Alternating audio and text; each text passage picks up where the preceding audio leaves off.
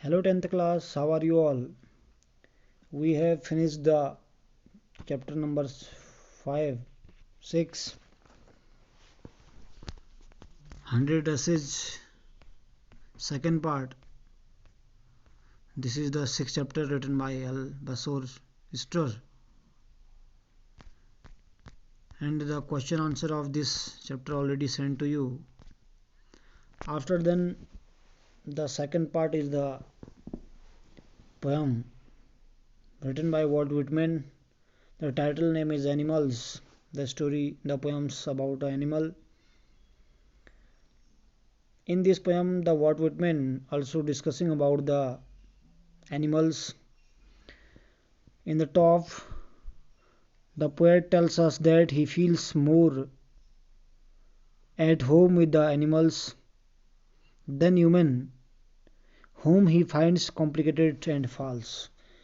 यानी कि कभी हमसे कहता है कि उसे इंसानों की अपेक्षा जानवरों के साथ अधिक अपनेपन का एहसास होता है, जिन्हें यानी कि इंसानों को वह जटिल और बनावटी पाता है तो जानवरों का ठीक उसके उलट पाता है, यानी कि ठीक उल्टा.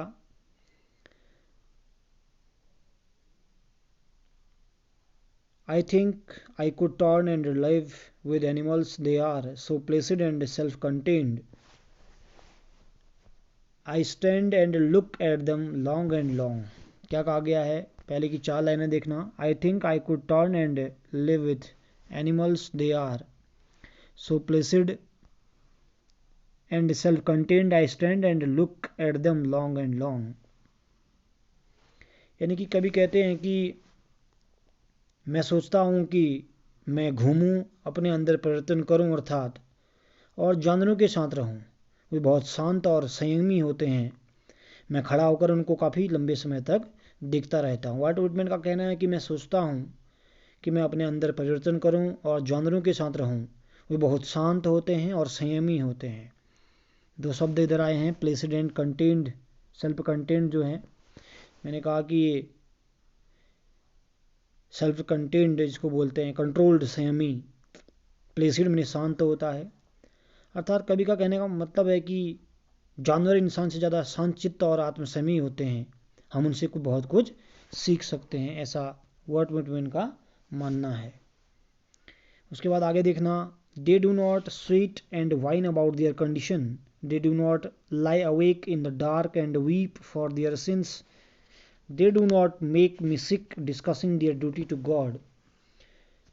वॉल्ट व्हिटमैन कहते हैं कि वे अपनी हालत के बारे में चिंतित नहीं होते हैं तथा रोती सी आवाज़ में शिकायत नहीं करते. वे अंधेरे में जागते हुए पड़े नहीं रहते हैं और अपने पापों के लिए नहीं रोते हैं. वे ईश्वर के प्रति अपने कर्तव्यों के बारे में गंभीर विचार विमर्श करते हुए मुझे उबाते नहीं हैं. अर्थात कवि का कहने का मतलब है कि हम जानवरों से बहुत कुछ सीख सकते हैं. हमें अपनी परिस्थिति पर रोना नहीं चाहिए, हमें गलत कार्य नहीं करनी चाहिए और उनके लिए विलाप नहीं करना चाहिए. हमें अपने गुनाहों पर घड़ियाली आंसू नहीं बहाने चाहिए.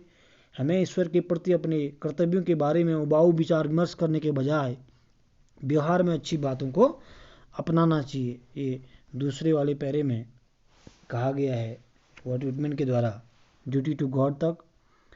उसके बाद आगे देखना. नेक्स्ट क्या क्या रखा है. थर्ड स्टेंजा है. Not one is dissatisfied, not one is demented with the mania of owning things, not one kneels to another, nor to his kind that lived thousands of years ago, not one is respectable or unhappy over the whole earth. कहा गया कि कोई भी जानवर अपने जीवन से असंतुष्ट नहीं होता है और नहीं कोई जानवर चीज़ों के स्वामी बनने के विषय में पागल होता है. कोई जानवर किसी दूसरे जानवर के सामने घुटने भी नहीं टेकता है. नहीं कोई जानवर हजारों वर्ष पूर्व जीवन जीने वाले अपनी किस्म यानी कि प्रजाति के समक्ष घुटने टिकाता है. इस संपूर्ण धरा पर कोई भी जानवर आदरणीय या दुखी नहीं है. अर्थात सभी जानवर एक जैसे हैं, उनमें कोई भेदभाव नहीं है.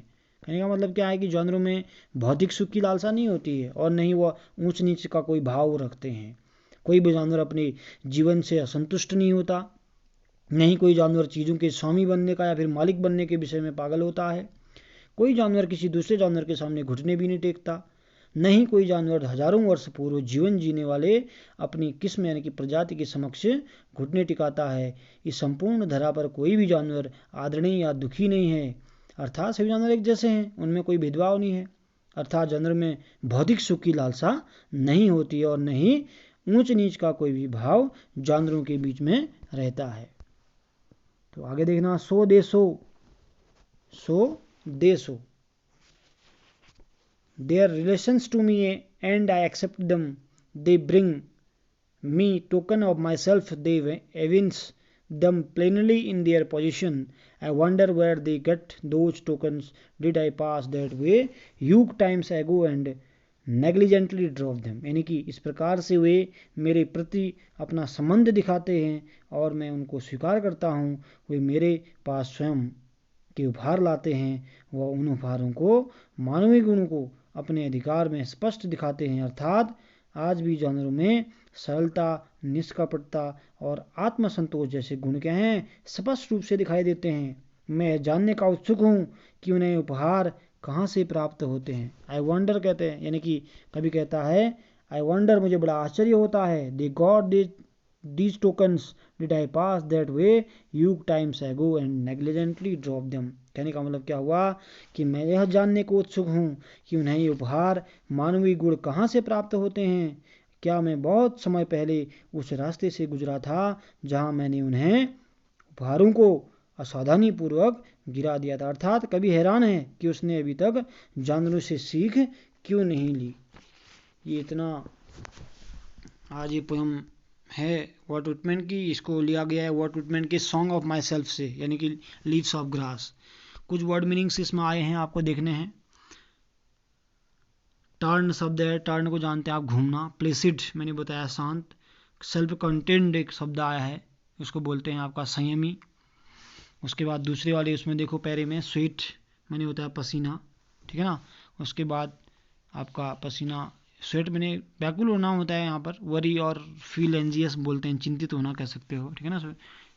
उसके बाद आपका वाइन शब्द है, वाइन WHINE वाला वाइन। वाइन का मतलब होता है रोती सी आवाज़ में शिकायत करना। उसके बाद एक शब्द है सिंस, पाप बोलते हैं। डिस्कसिंग में होता है विचार विमर्श करना। थर्ड वाले उसमें देखो पैरे में, थर्ड स्टेंजा में जो नॉट वन से स्टार्ट है, यहाँ से नॉट वन नील्स से, ठीक है ना। नॉट वन इज डिससेटिस्फाइड से यहाँ से ऊपर वाला जो पैरा है यहाँ से स्टार्ट है, नॉट वन डिससेटिस्फाइड, ठीक है ना। डिमेंटेड में होता है हैविंग मेंटल इलनेस, यानी कि पागल को बोलते हैं। मानिया शब्द आया, मेनिया का मतलब पागलपन होता है। ऑनिंग इसको बोलते हैं स्वामी। नील्स में होता है घुटने टेकना। रेस्पेक्टेबल होता है आदरणीय। उसके बाद नेक्स्ट स्टेंजा नंबर 4 देखना, सो दे वाला, यहाँ से है आपका सो देश रिलेशंस वाला, ठीक है ना। इसमें भी कुछ वर्ड हैं, रिलेशंस जानते हैं, संबंध। एक्सेप्ट का मतलब स्वीकार करना होता है। टोकन्स का मतलब होता है आपका gifts and human qualities like simplicity, innocence and self satisfaction which man had one he lived in the lap of nature, यानी कि सरलता को बोलते हैं, सीधी सी बात। इवेंट्स लिखा है, सो क्लियरली बोलते हैं। प्लेनली में होता है स्पष्टतया। युग शब्द, युग ने बहुत। ड्रॉप में होता है गिरने देना, ठीक है ना। तो ये पूरी हो गई पोएम, ठीक है ना।